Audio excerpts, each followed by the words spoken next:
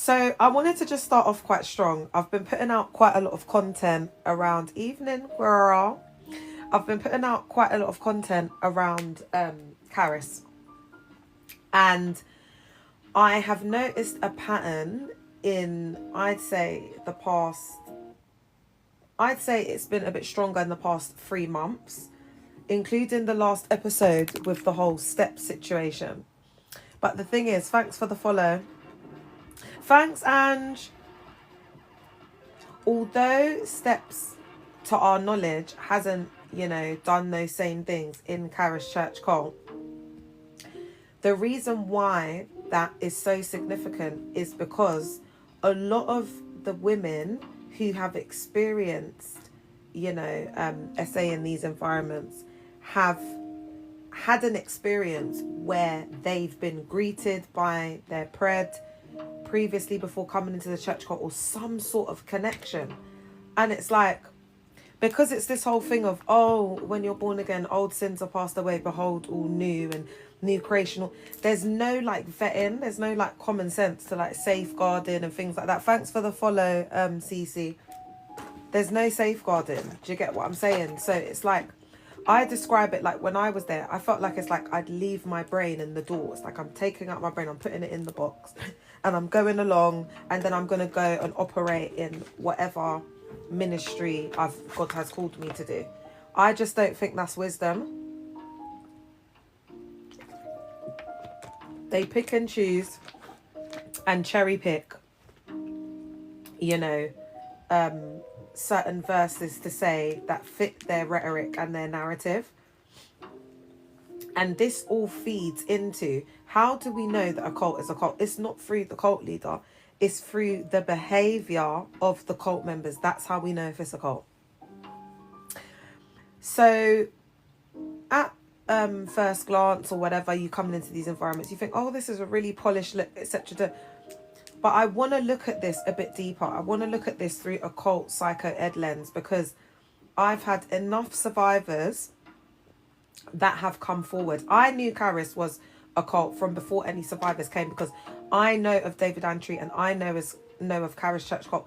I can count on one hand, I was there for 18 years, the amount of ministries and other mogs that I was introduced to when being in Daguerre Mills cult. And Caris is one of the ones where I know David Antry comes and regularly, he's like a reoccurring guest minister on the list. You get it? David's been coming since like, because remember, I was there from like late 06, 07. I remember David being as early as 08, 09. All right? When he was just like beginning to start the cult. Anyway, I'm going on and on. But survivors have come forward detailing a lot of different cult ABUSE, from SA to financial ABUSE to coercive control. Oh my gosh, the list just goes on and on. Harassment, like just pulling up to the house. I've also got many recordings from Caris, and I'm going to start putting out some of these recordings soon. But I've got recordings of coercive control. I've put out content, of a girl in, I mean, if that's not religious psychosis, then you're going to have to tell me what is, chair. So I just wanted to do a little piece, because quite a few survivors from the hosting and ushers team have come forward. And it's really interesting, because as I've been doing this systematic review, what I found is that there's a lot of like patterns and different themes that are coming up again, like that it's the woman's fault if anything happens between a man and a woman. And in these ministries, you've got to understand, like, they choose these type of gal them because they're pretty, or they got nice figures, or they're just like, because some girls may not be like the most striking, but they have something about them. They're good conversationalists. They can put themselves well together. They've got money, so they can buy the expensive, the designer thing, whatever it is. There's like a certain aesthetic that they're going for when they're choosing these women, because the survivors have told me that you get approached or you get selected to sign up for the hosting team. It's not like everyone can join. It's very exclusive and elitist in nature. The girls have said that there's a mean girl culture with it as well. The hosting team the ushers team is like, you didn't make the cut type of vibe, like that. And it's so sad, but that's how survivors have said it to me. Please like the live, guys, if you're on here. If you're survivors on the FYP, can you come in now and help like the live? Because you know what it's like once we start, getting into this, it all gets... So if you're there, please come in and help us like up the live, man. Oh, I could just go on and on and on. So I want to talk about the cloning, because the reason why, through my psychoanalysis, and this is what it is, a psychoanalysis, along with what survivors have said to me, I'm going to say there's been more than 10 survivors. So I'm going off the accounts of survivors against the analysis of the cult characteristics and tactics, and then cult psychoed. I'm also going to be using Stephen Hassan's BITE model, which is a cult expert who has developed a influence continuum, which helps us to identify both positive and negative leadership along a continuum. I want to just quickly say that I do have a JNC Youth and Community Work degree, first class, and I also have a social work master's distinction, and that's focusing on grief improvement. I won't bore you with it, but I'm more than qualified to speak on the topic and give a professional psychoanalysis, which I am more than trained to do so. All right. So we're going to get into the whole psycho-ed around cloning people. Is that my niece? So it's often a shorthand way of describing how cult systems attempt to strip individuality and produce uniform, compliant replicas of the leader's worldview. In this lens, we're going to be looking at AWO cloning little mini AWOs. I also want to say, when you look at Stephen Hassan's BITE model, when you look at the negative spectrum of it, of the negative influence, what you see there is that there's cloning people, there's authoritarian control, because on the positive end of that, it would be autonomy, it would be individuality, it would be supporting people to pursue their dreams, authenticity. So on the negative end of that, what you get is cloning. You get people stripped of individuality. Everybody has to look the same. It becomes performative. It seems very manufactured. So everyone's like, hello, I'm so glad that you're here. They're all speaking really fast because there's adrenaline, there's lots of excitement. People have asked me before, Leah, did these people get paid? I've said no. But when you go into these environments, the currency is different. I call it the spiritual currency exchange. So for example, money is the currency when we need to do something for the cult leader or the cult. It's monetary, it's tangible, you can feel it, it's your time, it's free labor, whatever it is. But when it comes to them doing something for us, oh, come, let me pray for you. It's never tangible. It's always invisible blessings, or, these are bricks getting your mansion being built. And when you're in there, you're so indoctrinated that you're actually believing in something, because the way, and I know it sounds really, really, because I need to keep this clean, preposterous. But the realness of it is that you are there's a transcendent belief system, okay, and then the first thing that they do is a thought reform program, and they say to you, okay, this is the infallible truth of the canon Bible. So now they make the prophet, the leader, whatever, synonymous with the canon Bible, synonymous with God, the cult, religious institution, whatever. So when that's all tied in, then you are indoctrinated to see that prophet, that cult leader, as the ultimate authority. So that cannot be questioned. You cannot question what the cult leader is saying. And so it just goes down this deeper kind of rabbit hole. All right. So I want to look at AWO. It's really interesting, actually, psychoanalyzing these cults and being a survivor and coming out and being able to look in through this lens. So the woman that you see at the front is AWO Antry. She is the first lady of Charis Church Cult. Her husband is the one with the what on his head. That's David Antry. And we can see, I noticed straight away that this was cloning, and that AWO was doing up replicas, because my spiritual father, who got transferred to London Apache, which is the headquarters of the whole of the UD in the UK. So it was a very big promotion. He was the resident head pastor.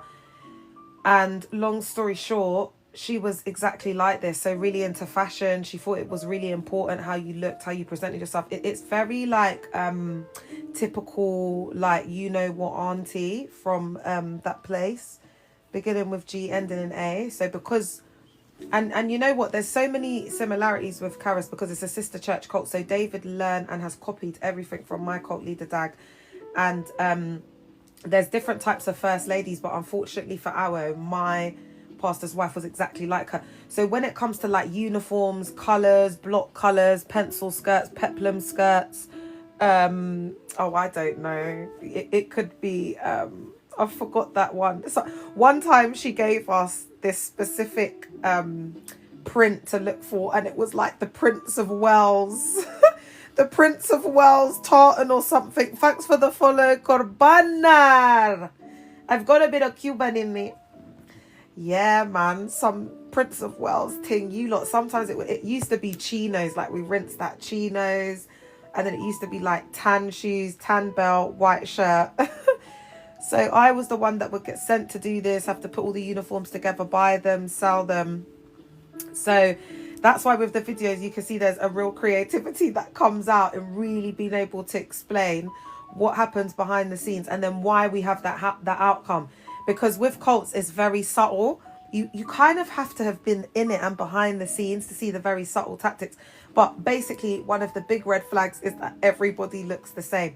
And it's this whole ideological concept of cloning. That's what we call it in Psycho Ed. So we're going to look at this in relation to Stephen Hassan's bite model. And that's looking at... So basically, Stephen Hassan has created this model to look at how cult leaders assert authoritarian control over behavior, information, thought, emotional control. So this is basically how they indoctrinate you, like how they get into the mind and how they, you know, are able to control you and then, you know, manipulate you to see them as this ultimate leader with ultimate authoritarian control. So the concept of the negative influence, I wish I'd put up the influence continuum. Would it be helpful if I had it up, guys? Let me know.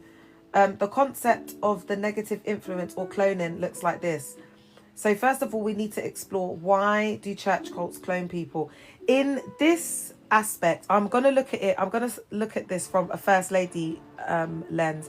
Usually what they say goes, and what they say is right. And this is usually projection. It's usually deep-rooted insecurities and resentment, because usually the MOG has spent like so much time in like building this ministry, like being with the members, like putting so much in, and they see it as like they're like the typical like Proverbs 31 archetype, like you know, sacrifice, you know, seeing ABUSE as love and duty. And guys, there could be so much stuff going on within the dynamics of that relationship and we'd never know. Because these people are the best actors. Like, trust me, I have seen like MOGs, WOGs, first ladies, whatever. They put on this smart, they act like everything's perfect, but behind closed doors, like they haven't spoken the whole journey. You know, like when you're behind the scenes and it's like you've just got to turn, oh, everybody has these problems. And it's like, all right, we could argue that happens, but this is going on for months and months and months.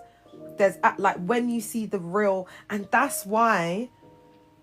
One thing that's a big red flag I need to do in a new video is when the kids are not in with the church cult, when they're not dealing with it, they're not around, they're not in ministry, they're not, because that's showing you that they've seen something behind the scenes. Do you know what I'm saying? There's something that we don't know, because something that really started to open my eyes was when a guy called Emmanuel Baden got transferred to my branch. And basically Bishop Richard used to transfer people to London Apache as punishment, you know, from First Love, because that was like the hip in one. Remember I told you that he discarded us and we had to prove ourselves. So they sent him here, but catch the tea. He's the main cult leader, Dag Mills' like nephew through marriage. So Dag Mills' wife, Lady Reverend Adelaide, her maiden name is a Baden. So she's got like, there's quite a few of her brothers that are in the cult, and then it's their kids. So remember I said to you there's nepotism in there as well. Oh my god, child, it's just too much. So they're all just in my cult, they're just all trying to clone themselves. I can't remember oh yeah, so when he got transferred here now, my man was moving mad, like he was walking around like he was some GM, like you get like some leader of the, you get like all puffed up. And the thing is, guys, like my spiritual daddy, Reverend Edmund, it's like I was willing to do anything. That's why when I first started speaking out, I had to go through like this mental processing that I've got to be willing to just be just on what I'm on, because I know when I was in there what I was willing to do up. That's all I'm gonna say. That's on period point blank chair. Because the way that they idolize these people. That's why, like, you wouldn't understand the extent of it unless you've been in the self-sealing system and then you've been in the cult and you understand the culture. That's why I live for this, because I do it for my Kara survivors. You know, they've been through a lot. Are you all right? Do you know what I mean? Ciao. All right, let me take a deep breath, because this is very triggering for me, because this is just really bringing back a lot. But the point is, the way Emmanuel was acting, basically one time, he's just been mad disrespectful. You guys, I flipped out. This was inside of the building, you know. I was just like, why is this guy drawing me out? Like, it's like he was drawing me out like it was college days. Like this brother's taken me back to 2000 and no, I'm going to say 2002/3. That's where he's taken me. Like, yeah, why am I feeling these feelings? And the thing is, like, you're all indoctrinated in there. Like, you get me like some robot. So it's like when people are like drawing you out, like, it's got to be a deep reason. So it was like, oh my gosh, I was just thinking, oh my gosh, he's being disloyal. Is any of this making sense, guys? Because I was indoctrinated to like, oh my God, this is so triggering to see loyalty and disloyalty. So I'm thinking to myself, I've been programmed with all of this stuff around like disloyalty, and I can see it all in Emmanuel Baden. But I'm thinking, this is the cult leader's nephew. Why is he behaving this way? Why is he acting like this? So I was like, oh my gosh, there's something I've missed here. There's something I'm not seeing. Then I just started to see the corruption, and I was like, oh my gosh, like that's when my eyes started opening. I'm not going to get... Actually, do you know what? Let me just get into it, because I might as well, just quickly, and then I'll get onto the subject. So, cut a long story short, my Mog's wife, yeah, was so ABUSIVE, guys. I haven't even started to unpack this. Oh my gosh, it was so bad. This woman would give me silent treatment. She would make me so codependent on her, to the point where, like, if she didn't answer my calls or say like she's just stopped talking to me, or I feel like it's like off, I'm bawling.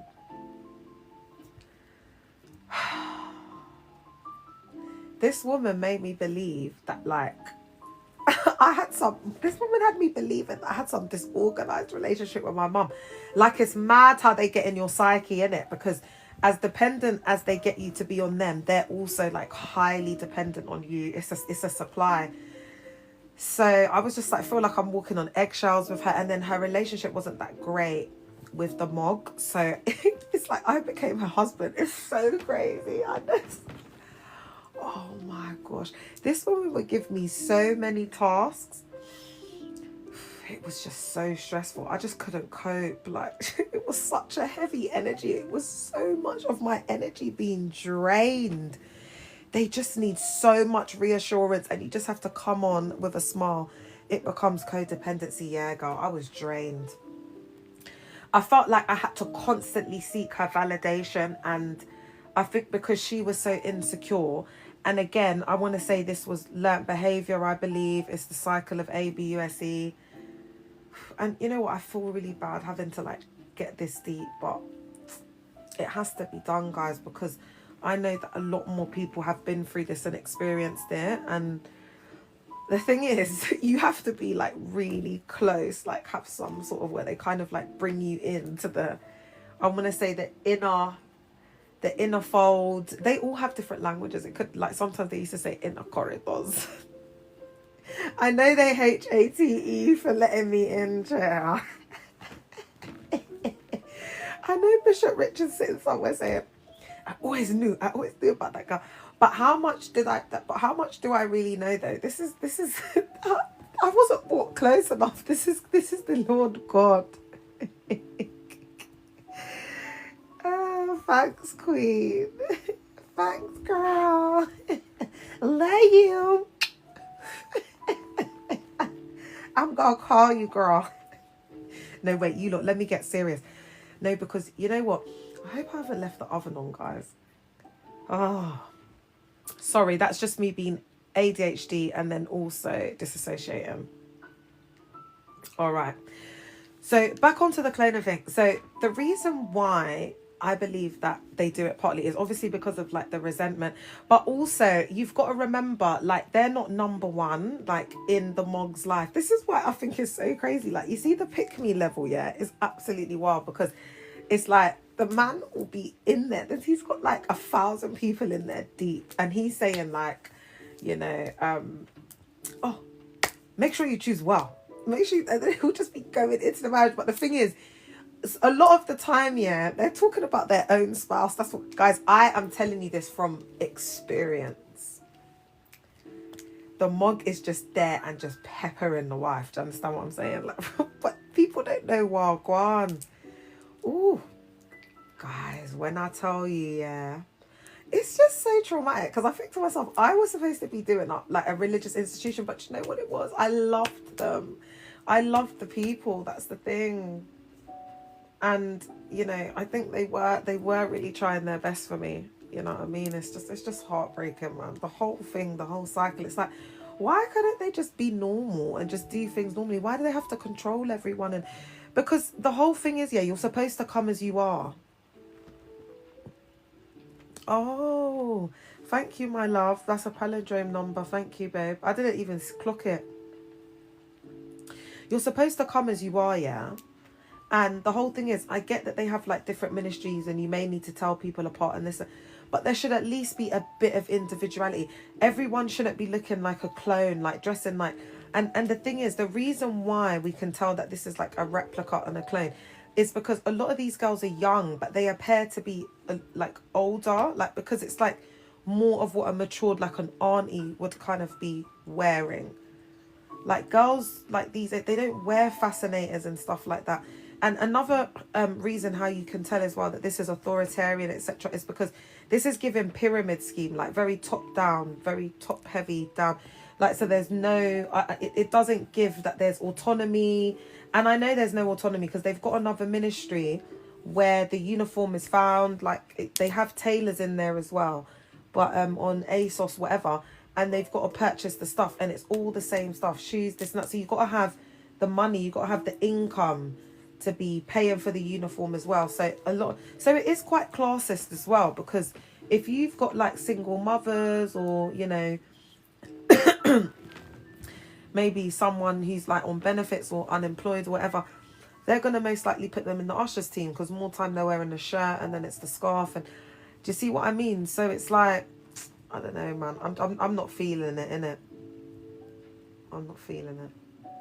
And I'm not going to lie, a lot of the time it's the baddies that are coming out. I'm not going to lie to you, it's a lot of baddies. Baddies or neurodivergent people. But they rarely get out, man. There's a few that's been able to get out, but it's hard.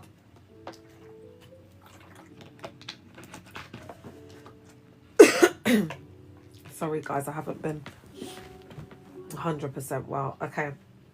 So is this shaping? Are you beginning to understand? So it's like a lot of the time, because the Mog can't even, like, he's not on it, innit? He's not on chatting, he's not on.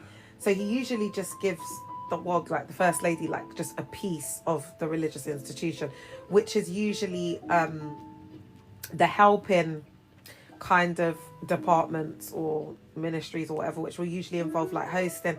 And then when it comes to like decorating, catering, whatever, there'll be like shepherds, there'll be like managers, like pastors, leaders, whatever, that will be like managing it.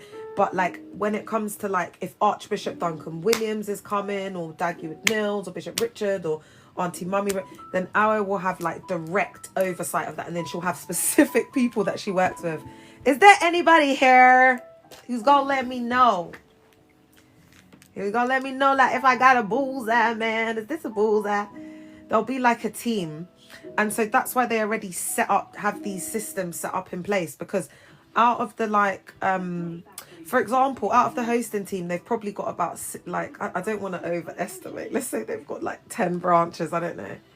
In those 10 branches there's going to be a hosting team, or 12 branches, yeah. When they have big functions, and that's going to be at least 12 leaders that are going to be, so these are like going to be then the creme de la creme. So it will be like the pastors, and then like the high ranking members, the up and comings, you get me, the elitists that can work and be around our, because to be around like this first lady, you got to be like groomed, you got to be trained, and you got to be taught, because it's all about positions, rankings, titles, whatever. So it's all groomed. Do you understand what I'm saying? And also, like, they're the next ones to come up and then get married. Another thing as well is, I would imagine that a lot of the gal them would want to get on this type of ministry as well, because they're seen, they're welcoming people. It shows that you're like serving. A lot of the girls want to get married. So if they're, you know, pretty, or they look good, or they've, you know, they've got money to get the things that they need to look good. That's how I'm gonna say it. That's how I'm gonna say it, man. That's how I'm gonna say it, man. And there's nothing wrong with it. Do you know what I mean? I say, like, I don't have nothing against the gal them that enhance themselves. It's absolutely fine. But when you're around me, babe, like, know the pecking order and know your role in it. That's all I'm gonna say. We all love each other. I learn you, you learn me. But baby, don't be trying to act a certain way now. You know what I'm saying? Like, you get what I mean? Oh, thank you, Victor. Thank you very much. Thank you very, very much. Thank you, sir. Thank you so much. All right.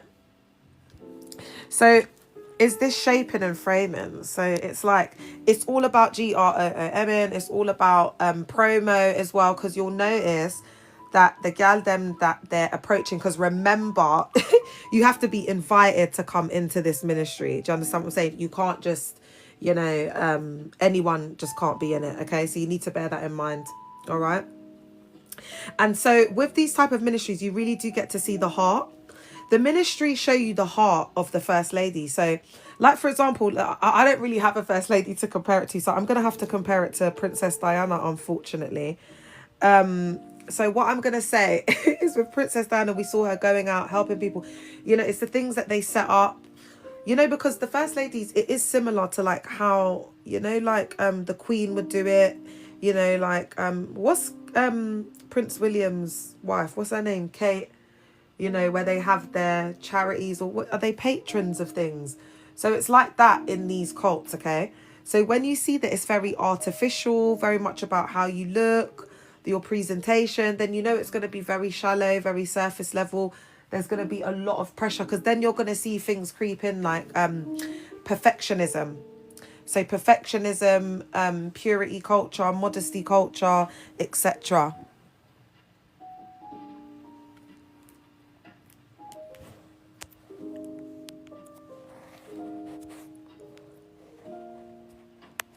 Oh my gosh, Lucia, did you not see that guy? How handsome he was, girl. Did you not see all of the wisdom that he was dropping? Girl, he looked expensive. You didn't even welcome him right, girl. Oh my gosh. He looked like he go to the barbershop every day. Oh my gosh, Lord God. All right. So what this is all about as well is suppression of individuality. All right. So what we see here is that, again, I said it doesn't look like an environment where there's like free thought, where, you know, and it's also about time, because they're just rushing. There's targets. They want to get bums on seats, because bums on seats equals coins. So there's a lot of that. So they don't have the time to sit down and be like, oh, what would you like to wear? This, that. There's no individuality. They're not even saying to people, oh, wear blue, and then they can all come wearing whatever, or a particular shade, or there's just nothing. Like, it's just exactly the same. And guys, that is not the real world. And that is hard to maintain financially. It's hard to maintain emotionally. Like, people don't feel like every week putting on their glad rags and doing their makeup and doing whatever. Sometimes it's like you're just dragging yourself. There's no realness. That's what I'm saying. And that's how the survivors have described it, as being very shallow and very fake, very superficial, very manufactured in how they are in there. And then what that creates is environments of like gossip, you know, and then they have up a lot of like surveillance and monitoring. There's a lot of advice and counsel. They nitpick at people's clothes. Do you understand what I'm saying? There's that culture where there's internalized patriarchy and misogyny. So, you know, they believe, just like first love, because it's the same doctrine, that if anything happens between a man and woman, it's the woman's fault. And that also a woman can tempt the man through his gaze. RPF, I've had survivors say the same thing about RPF, same thing about Caris, same thing about First Love. I experienced that. I couldn't wear weave. I couldn't even wear makeup, not even lip gloss. That's why I wear so much lip gloss. That's why my nails are long. It's like, because I'm like, I was a pretty girl. It's like I can't have anything to accentuate my beauty, because then it's going to look like I'm drawing attention to myself. And that was the whole thing. Like, you mustn't draw attention to yourself. It's like you've got to be modest. You've got to be able to, like, you know, win a man over with, I can't even remember what it was. What your virtues. That's what it's. Lord God. Lord God. Even today I was thinking about, I was just sitting there and I was thinking, I didn't have the worst marriage, but mine wasn't the best, innit? But I was thinking about women that are actually in ABUSE marriages, like where men are like putting their hands on them and stuff. Because it's like the men will literally make you feel like you're not being a good wife. Like you're not being a good wife, which equates to you're not being a good Christian. Because he's the head of the home. So whatever he's doing, that's right. And you have to just like deal with it. And you should feel grateful. All right. So the suppression of individuality, and we can clearly see that here. It shows that cult leaders see independent thought, unique personality, or questioning as threats. So if somebody even said, oh, do you know what? I'm not sure about these fascinators. You know, it's 2025. Yeah. Or do you know what? I think that, you know, these uniforms are costing us so much. Is there any way we can, like, you know, change up some of the tops or the bottoms, or maybe try, you know, a cheaper store or whatever? They don't want to hear that. So it's like they're going to be GROOM in the people to make it exclusive, elite. Do you know what I mean? Like, it's hard to get into this. So it's rather like you see it as, you know, an honor. It's like a privilege to be a part of this, and you've been selected and you've been chosen. That's all a part of the game. Do you understand what I'm saying? Like, they got mad, it's mad psychology that they do up in here, you know. You lot, I didn't wake up one day and clock this, you know. It's not like normal deconstruction and deprogramming.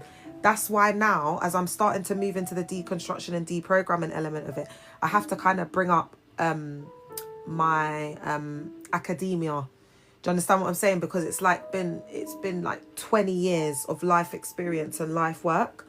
So, and then people in, similar disciplines or whatever, then matched with life experience. I think that's the power and the strength of the collective that we all pretty much, oh my gosh, you lot, I know I'm just jumping for things, but when I went to that festival, that these little mosquitoes or whatever had a field day on me, But yeah, we have like a lot of different insights and a lot of academics. So it's really good.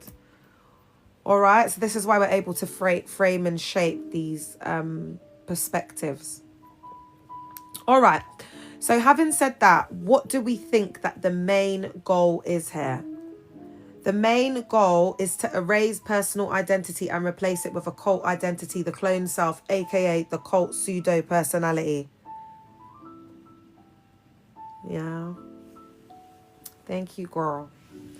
The pseudo personality of the cult leader. And that's what we're seeing here. It's another version of it's her pseudo personality. This is how she sees, you know, a clean, polished, Caris, you know, member of the house, one of her hosting girls. This is that. It's like her vision. And I'm not saying that she sits there and does the clothes, because she doesn't have to, because whoever's doing the clothes, they know the Caris aesthetic by now. Do you understand what I'm saying? Like, they know what's going to be acceptable, what's not going to be acceptable. They know do you know what I mean? There's a certain aesthetic that they have. Are they flight attendants? Oh my gosh. Come fly with me. Come fly. Let's fly away. Goddess, you got a little song out of me. You got the Frank Sinatra, baby. It is definitely given that, isn't it? And that's the first thing when I saw them. I was just like... But back in the day, we used to be jealous of their uniforms, you know, like there was no First Love, there was no nothing. It was just, we just used to see them and they used to have all these uniforms. We used to be like, oh, because all we used to wear was black long skirts to the floor, like to your ankles. And we used to have to wear shirts, and they just used to change the colour. So it used to be navy blue, light blue, white, pink, you know. and we would just change it. It would be the same black shoe chair, because Dag was just about ministry. Do you know what I mean? He was not about, you know, fashion and this and that. And it was my pastor's wife. My main cult leader's not like that. It was my pastor's wife that was like that. So this is why I say, like, David Antry has not earned any of this through toil, minute, whatever. It's been through him rubbing shoulders with a lot of, like, the next in command or some sort of association to a great man of God. Example, Bishop Richard, then the introduction to Dag. I don't know how he knows Archbishop Duncan Williams. I know, but there's a connection also to Dag. And then you've got who's the other one? There's another one. Oh yeah, Oyedepo's son. Do you know what I'm saying? Like, and then I've also seen the connection to what was his name? Eastwood Anaba. I've got a video that was sent to me from some survivors of Eastwood Anaba, which I will be exposing. And again, there's another connection. Do you know what? I think I need to map these mogs out, the Ghanaian ones, because there must be a reason why I'm able to make these connections. So I'm going to do a little bit of that work, because same birds of a feather flock together. And there's so many, it's like a blueprint. There's so many similar themes and patterns here. All right. So that pseudo personality is really important. That, hey Queen, hey Miura, how are you? This is when also they might start to speak differently. It's just like a clone. Like, nothing you say to them is getting in there. Do you know what I mean? If you question them, oh, like, babe, like, you look really tired, you know. Are you sure you just don't want to take can't you just take a Sunday off? Oh, no, I've got to do the work for the Lord. They just get so defensive. It's just, there's no point. If you just are telling them common sense, like, they won't listen to you. It will have to get to the point where, like, they're out somewhere and they just, like, faint. Do you know what I mean? And someone has to, like, call the ambulance on the street, and then they end up in hospital. Like, that's the kind of thing that Guan's in there, because it's like people, you're just pushing your mind, body, everything to the limit.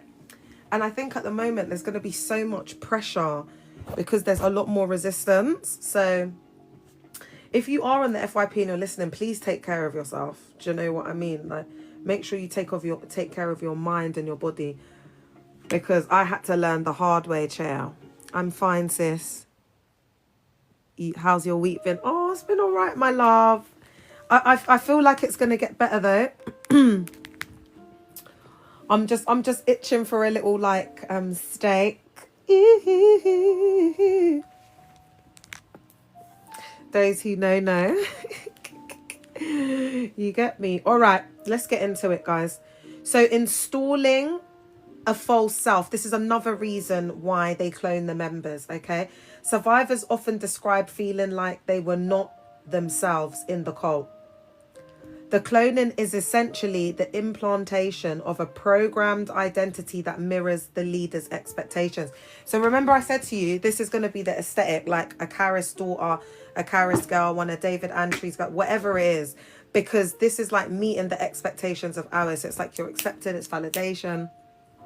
It's instilling a false sense of self, because these are also the girls that become seen.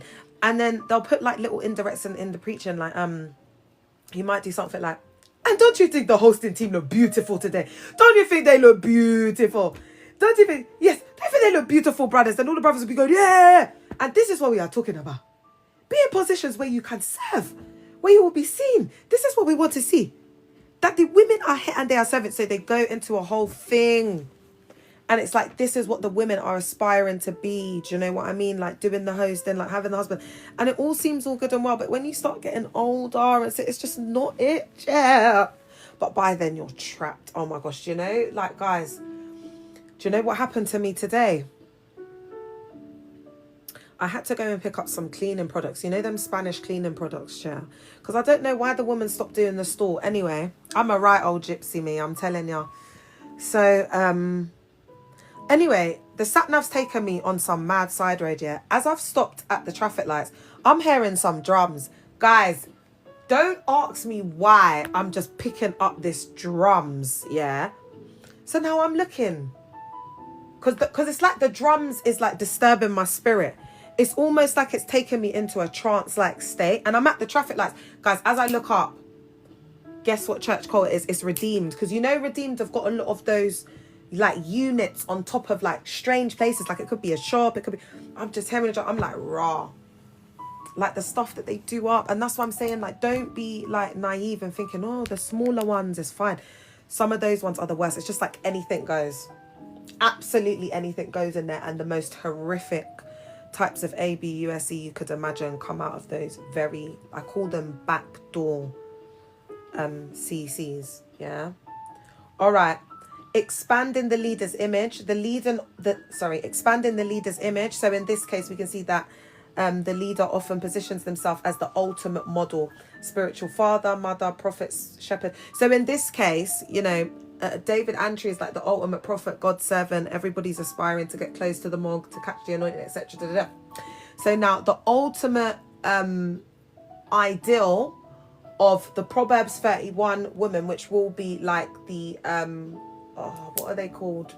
Matriarch, almost like the matriarch of the religious organization.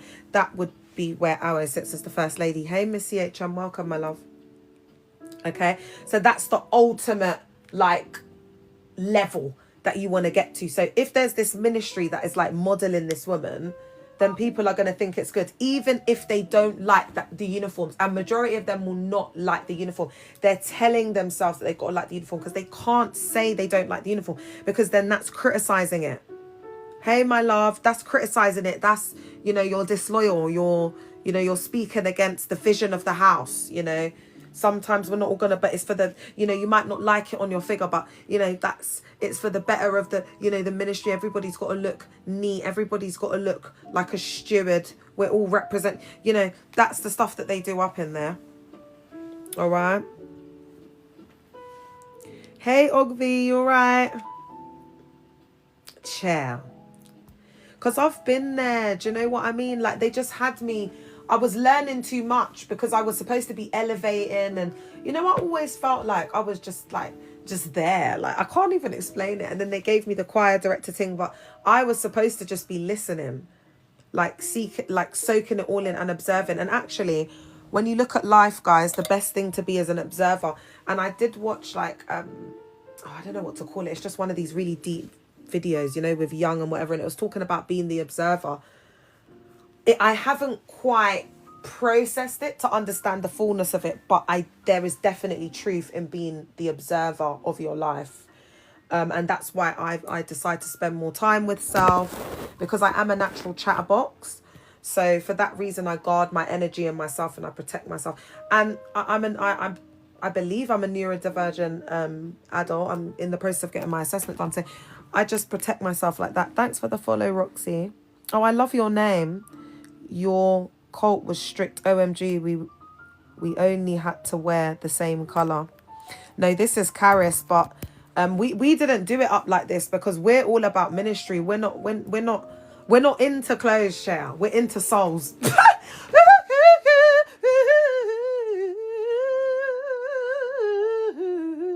Yes, Jesus loves me. Yes, Jesus, he loves me. Yes, Jesus loves me. For the Bible tells me so. None of them can touch me, man. You get me? That's me, like my throat is hurting. But you know what? Because I've got a mum that gasses me up. Yeah, she's always like, oh my gosh, no. She's like, I love it when your voice is like that. It's more like Mary J. You know, she just gasses me up. Yeah. I love you, Deborah Lorder. All right, let's get into some of the comments. Yeah, I understand your story. I really feel for you. Oh, thanks, babe. I appreciate you. Yeah, they would call me a sanguine. How do you know about sanguine? It's so much trauma. That's like a textbook cult thing that we'd say in there. Oh, we'll get onto that. I'm going to get into like model marriage and stuff like that. I was one of the lucky ones to have done the 6-month model marriage, the counselling. Back in the day, you used to have to do a block 6 months. So if you miss one of the 6 months, you'd have to wait another 6 months. So, you know, people would have to wait years, and you can't even get your back blown out. You got to be like, guys, it's just a nightmare in there. There's just so much rules. It's like they want you to be perfect. Like, because you see how it looks, that's how they want you to be, but that's not real life. Like, we need practical steps. Like, we need investment in people. you know, like conversation, Queen Innes in the cut, like conversation, like time invested in people to help them grow, like emotionally, like, you know, but they just don't have any idea because everything's about work, building. But how are people supposed to build? They got to build themselves. Build me up.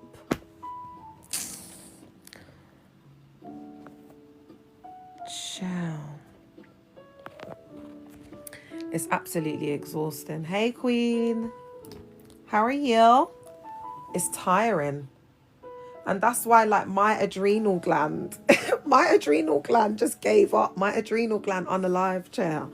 The adrenal gland is what produces cortisol. So it deals with like your stress response, etc. And my adrenals were overworking, trying to like keep up with everything. Oh, bless them. That's why I just need to rest now, man. My poor body, my organs share. I got organs of like when I go for my tests and stuff, it's just bare like elderly people, chair. And I'm just hair young, but my organs are like of an older person. That's why I'm always like, chair. I just got to live every day to the fullest, guys. As I said to you guys, there's a lot like I'll talk about as the time goes on when I'm ready, but I haven't come out of this unscathed. That's all I'm going to say. That's all I'm going to say. I realised during the pandemic and my cult leader, he just like, I should have put him in the middle because he's got a red cowboy hat because it does look a bit, you know, it is giving cosplay, you know, performance. I'll add him in next time. And it was like he was going for an episode. And yeah, I just realised at that moment that it's not normal and he's a cult leader. And I started looking into it and it fit every characteristic. It's important. If you are in a cult, you're not going to ask yourself, am I in a cult, if you're not in a cult? Because you wouldn't be thinking that. You wouldn't be able to relate to the content. You wouldn't be coming back. You can tell yourself for all different, oh, I'm spying, I'm doing this, I'm doing that, but it's not really that, because you don't need to be locked in this much, you know what I'm saying? Like, because it's the truth. Everything I'm saying is the truth. They're going to come in here and call me all types of names. And this is your issue. It's so much like projection. Honestly. It's a lot of projection. If they just took a step back to just take a little bit of accountability, like they would see, like, but there's just no accountability. This is why I had to go to these levels, because it's like, I remember God just saying to me, just get out there and just scream from the mountaintops. Just keep doing it. Eventually someone will hear you. And it's true. No, because whilst I was there, I was thinking, how can I keep this up for the rest of my life? Yeah, it gets like, that's how I started thinking in the pandemic, yeah. I was like, guys, I remember I was just in my room one time, yeah.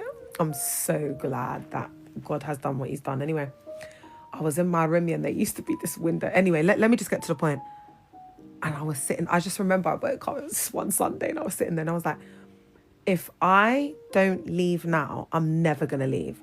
Like, I'm never going to get out of this. Yeah, it is very exhausting. I said, I'm never going to get out of this. I just never am. And I just made the decision, like, I'm not going to go back. And then it was just like so hard, like every Sunday, like just thinking, oh my gosh, what am I going to do now? I'm feeling like a sinner because I'm not going. And oh my gosh, those days, man. You got to put the work in, man. It's like the gym, guys. It's like losing weight. You know, at first you don't feel like nothing's happening, but as you keep going, chair, eventually you start to see the results. It's the change of life. It's like the change of your lifestyle, your habits, you know. It's not easy, man. Because you can just take the easy way out. I'm not going to lie. I nearly did. But that ain't me, man. I'm not that girl. You get me? I'm not, I don't know. I've got too much justice. It's like, oh, I got to get justice. I could have just been doing what I'm doing. But guys, it was haunting me. It was not leaving me. I was like, nah, man, it's not right. But unbeknown to me, it was, I believe, the social work I made, because I was learning so many theories and I was thinking, how can I be a help to someone else? I'm a victim. I need help, chair. Do you know, it's like these, I'm getting A, B, U, S, E, D. I have no voice. I'm being oppressed. Yo, it was mad. I remember at the start of my social work MA, the lecturer, we were all in the room, and she goes, by the end of this course, she said, some of you are going to be divorced. Some of you are going to be leave your partners. Some of you are going to change careers, your job, this and that. And then, like, because you know, on the social worker made there's bare uncles and aunties. Yeah, all I heard was God forbid, you know, the clicking of the fingers. God forbid, you know, all of that. And even me, I was doing it under my breath, and we were all talking afterwards, like, oh, the devil is a liar, we reject it. You know, we were all saying we reject it in the name of Jesus and all that. But obviously, because that particular lecturer, she's quite RADICAL. Because you know, people that teach those kind of subjects, they're like old school RADICAL people. You know, like environmentalists. They're still out, like, you know, protesting. They really, the passionate ones. When you get a passionate lecturer or professor, it can be life changing. So guys, rather than it, I mean, choosing a university that does have a good reputation is important, but also getting a feel for the environment and the lecturers and how supportive and conducive the environment is very important, because uni is a journey. And I would say, if you know you got needs like mental health, I would rather be looking at what mental health systems and support infrastructures do they have to support me as a vulnerable adult. Not so much, oh, Russell Group Uni. Do you get it? All right.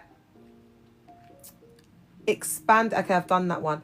So how this fits into the bite model, because obviously we know that this comprises of 4 different elements. So the first one is behavioral control. So this is done through external cloning. So this is where they enforce and incorporate the strict rules about appearance, clothes, weight, makeup, hair, dictated routines, prayer times, fast, service attendance. Do you see how they GROOM you through the rules? And also control your behavior, because that particular group, it becomes your life now, and attached to it are going to be like all, it could be on WhatsApp, on Zoom. It's like they start to ask a lot of you, you know. It could be rehearsals if it's a music ministry, you know, men's prayer outreach, and then there'll be like overall outreach with the whole group, and then there'll be these little subgroups in forms of departments or ministries. It's like a it's a machine, man, and there's different elements of it, and you got to really get, you know, quite high up to see what happens behind the scenes. Yeah, so exposing this is really important. Okay, I'm not going to say that one. Okay, then we've got information control, mental cloning. So if we look at the, oh, you know what, I'm just seeing visual things with this. Ooh, so if we look at the information one, like more around the psyche, then we're going to look at thought attached to this. But anyway, I'm just thinking aloud. Members are flooded with cult literature, sermons, recordings.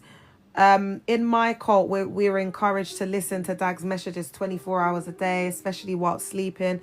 You know, housewives are encouraged to listen to it whilst cleaning, whilst doing chores, whilst at work, if you're at an office job. It's like constant indoctrination, because they want to be able to obviously control the information that you're taking in. So every time you have a spare moment, or you have this, or you have that, you know, it's like, oh, let me listen to a message. I need to know what Bishop's doing. I need to know what the next thing, because attached to that is, you know, how much you know, the rules that are coming in. Is that making sense? So your behavior is going to be directly impacted or linked to that, because an outcome of the external will be the input. The input is the information control. So they're inputting that information control, that programming into you. The output now is going to be through your behavior. Because how do we know? How do we know that this information control is working? How do we know that you are becoming indoctrinated? Okay, we're going to slap spiritual daughter on the house, discipleship, pastor, whatever it is.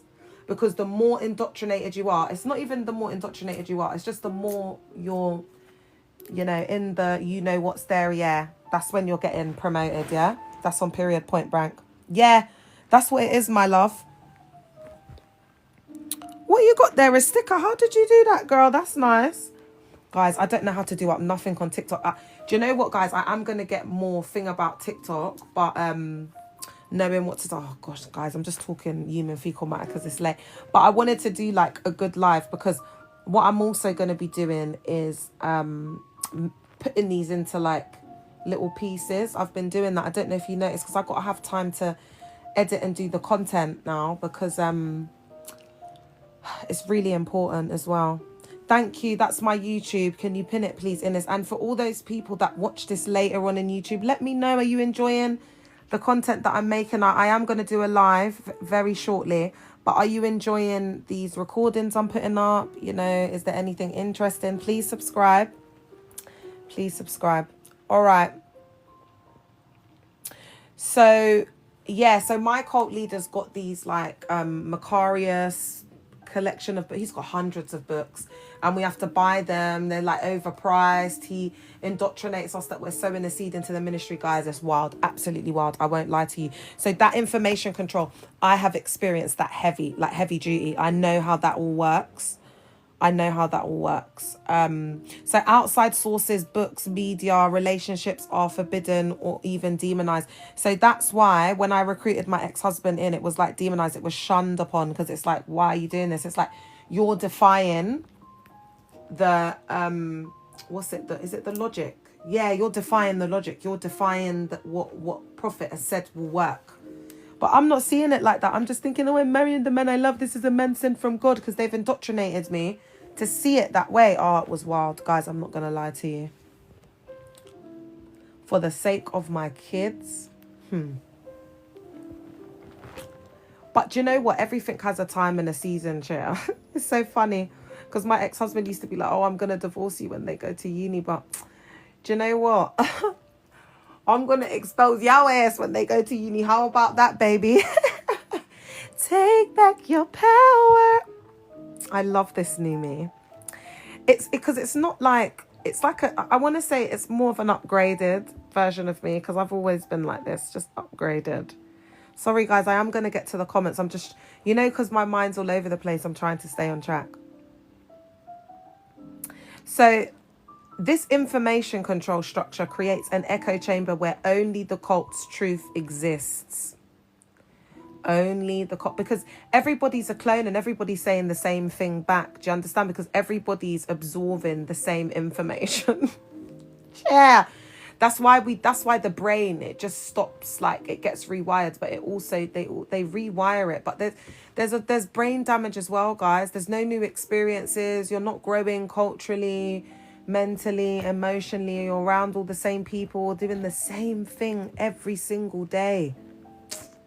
I don't think anyone understands. You've got to have been there, man.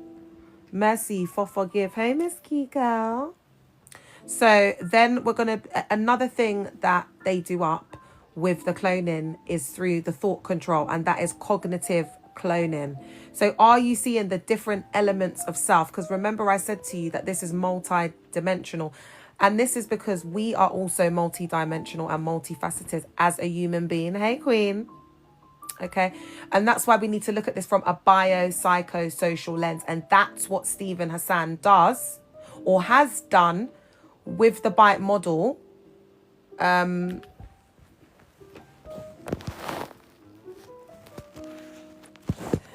Similarly, okay, I don't think I can get a lock off for that, but I am just going to restart the live. Similarly, let me just finish this sentence. Similarly, we need a biopsychosocial lens. So we need to look at this from all different types of elements, because that's what the bite model does. And similarly, the influence continuum runs along those same streams and strands. Okay. I don't think, what do you lot think? I don't think it's going to get luck off. Ines, what do you think? It's a live visibility for 10 minutes. Or do you think I should restart? Or change on a different account? What are you telling me? What's you lot's gut telling me? Yeah, that's what. Did you see the live visibility come up though for 10 minutes?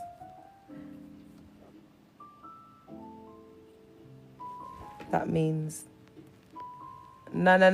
It's a live visibility restriction. Yeah, they're not pushing it out. That's fine anyway. All right. Okay, so let's look at how they control your thought processing through cognitive cloning, y'all. Loaded language and jargon. And he was just saying that, forgive, mercy. Do you understand? All of that. That creates a shared script. Members speak in the same cliches. So it becomes a closed system. It goes from, the jargon goes from self-sealing to closed. And that's why a lot of what I do is almost like translating, interpreting the cult jargon, because it's very subtle and it's almost like, what are you going on about? That there needs to be a literal interpreter because they are speaking a different language. All right. It's like, you know, when people from a certain area mix, it's like you can tell if someone's from East London, South, West, Northwest by the slang that they use. Yeah, belovedos, belovedos, belovedos in. You know, by the slang and whatever. It's because they're mixing, they're in that same community. Similarly, cultures, tribes, it's all the same thing. And actually, do you know what I think, guys? I think I'm gonna have to do the library. Do you know that? I think this weekend I'm gonna do like a little library date with the kids. And I think I'm gonna go at some point and just, because I need to look into this a bit more, you know, with books. But I don't like taking out books to the library because I always forget and then I get fined. All right. Because there's some sort of connection here with the language, and you know how language is developed and formed, and how that kind of shifts and changes, you know, like the functioning of the brain, because that's connected to the thought control, which is, that's the cognitive element of things. All right.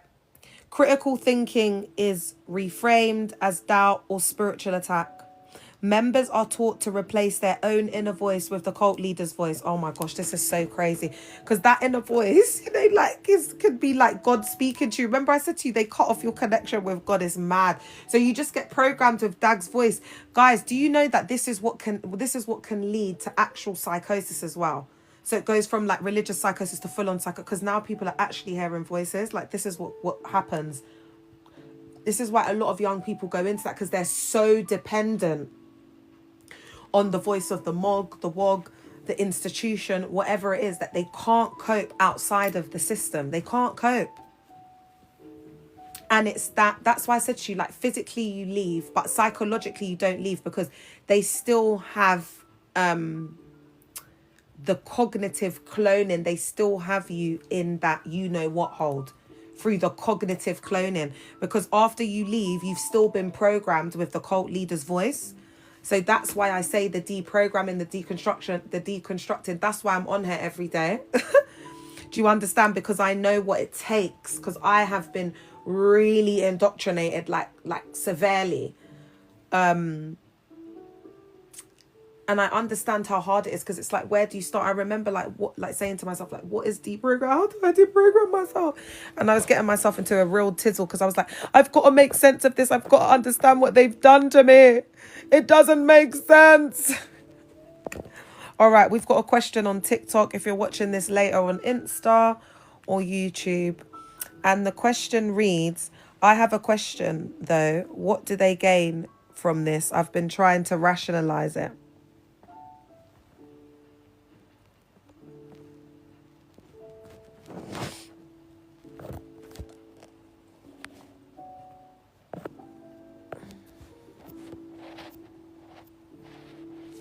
Do you know what, Ovi? I'm just not going to lie. I'm not feeling your energy.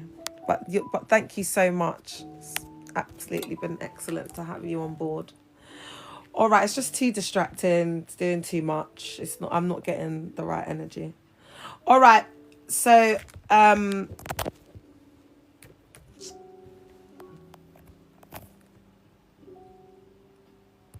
because spiritually you don't hear voices, you get messages through feelings and observations. Yeah, that's the thing. Oh, guys, you know what? I'm just going to walk downstairs with you guys, but I don't want to come on the camera, guys. I can't come on the camera, because then that means I can't use the recording chair. All right. I've had a feeling that I've left something like an oven on. All right. So is everybody understanding thought control and how they control and clone your cognitive? There's cognitive cloning that they're doing up. 1 second, guys. I did leave it on. Do you see what I mean? It's like my spirit was unsettled. Like, you've left something on, Leah. You've left some... That's why I really thank God, you know. It's just like these little things that I don't take for granted. You know? And it's so sad that they make God like, you know, like Santa Claus, like a genie. It's like, oh, you ask God for this and that. And it's just like, that's why people's faith is just, it's so weak. Because they ain't really been through anything in there, you know. Remember, they're in a self-sealing system, yeah. All right. Okay, guys. Are you lot with me? Or are you lot ready to go to bed? What are you telling me or whatever? What are you lot telling me? You can be honest here. It's not the cult. You know, like the cult leader would be like, he would be like, do you want to go home? Do you want to go home? No. Preach it. Preach the word. You lot, these times your eyes are closing, yeah. You're ready to go bed. Do you know what I'm saying? You lot, you have to be, guys, like the services, yeah. Do you know what? I think it's because I've been speaking to some OGs, and I'm not going to lie. I am feeling like the OGs, the energy of the OGs bubbling up. And I can bet my bottom dollar that a lot of them watch from the FYP. Because I don't think the OGs will, but they're not like young people. Do you know what I'm saying? Like, they don't care about the comments and, you know, seeing how many people. They don't care about all of that jail. As long as they're just listening to what they got to listen, they're good. So if there's any, you know, OGs on the FYP, big yourself up, man. I feel your pain, man. It's been a lot. It won't let me like the live. Oh, no. Is it not letting you lot know? I can see Ines liking it. I don't know why, my love. All right. Uncle Robs, what's up? If you watch this later, YouTube, I've literally got people on TikTok that I'm answering to, okay? I ain't completely lost it yet, man. All right. Then there's the element of emotional control. This is emotional cloning. Welcome, King. So the emotional cloning is through fear, guilt, and shame, and it's all used to enforce conformity. So again, do you see how they use a lot of emotional manipulation as well? And the fear of going to HELL, or you not being obedient to God to sow that seed, and you know you have that seed and you can sow that. You know, it's always about money, or do you know what I mean? In the youth services, church, etc., it's all the typical questions. Oh, the questions that they ask you to maintain emotional control through fear, guilt, and shame. Is that what you mean? And then they use it against you and throw it back in your face. Yeah, they use it to control you. Is that what you're talking about, Robs? Let me know if it's not. Yeah. I knew as soon as you said that bit, I was like, oh, I've got it. Ciao. It's just too much. It just absolutely took the mick because we were young and vulnerable. That's all it is. Do you know what I mean? They can't do it now.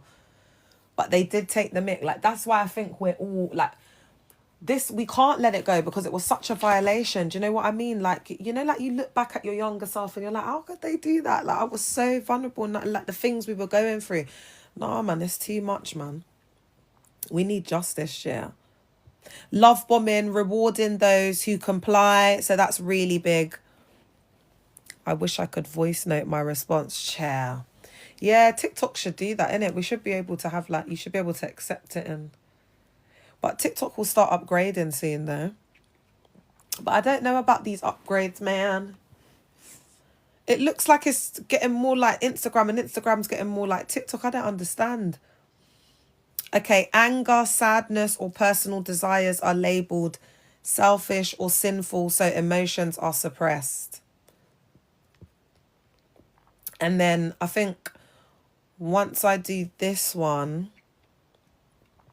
I might just wind it down. Because, guys, don't you think I've been quite lucky tonight?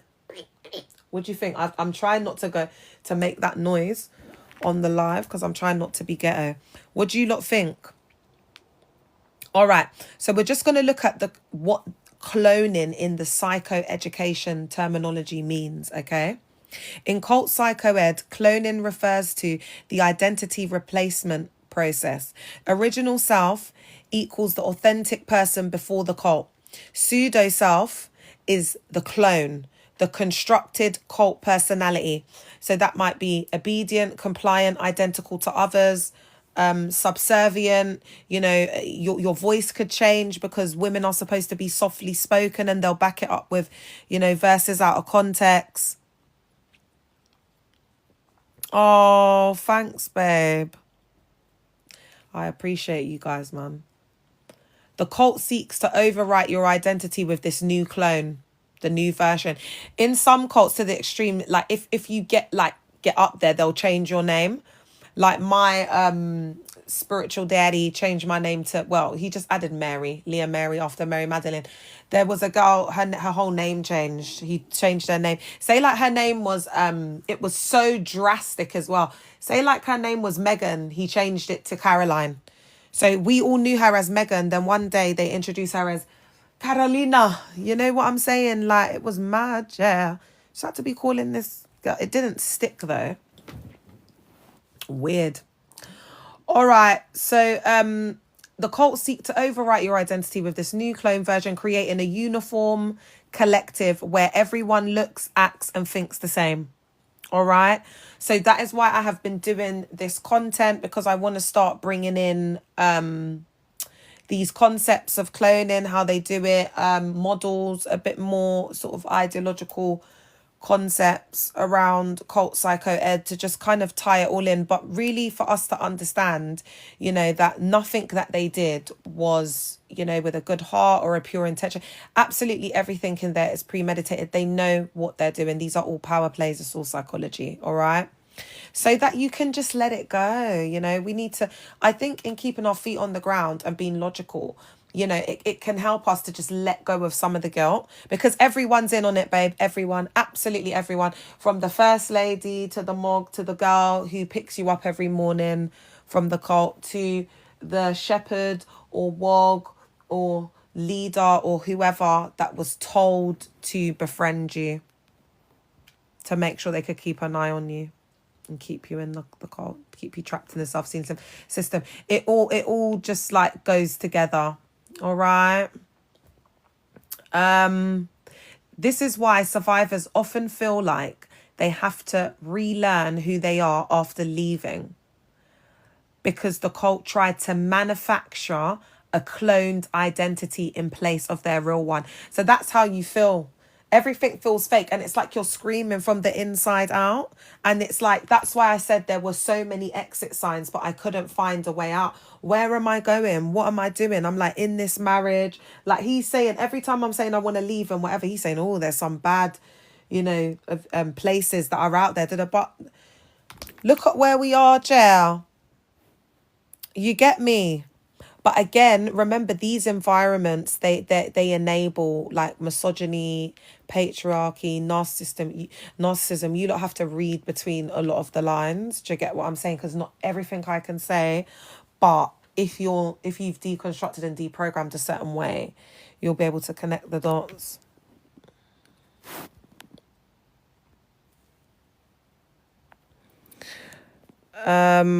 Guys, I've got another violation. I'm gonna restart on do you know what? This is a good live. I'm gonna restart on another account. I'm coming back. Guys, give me 10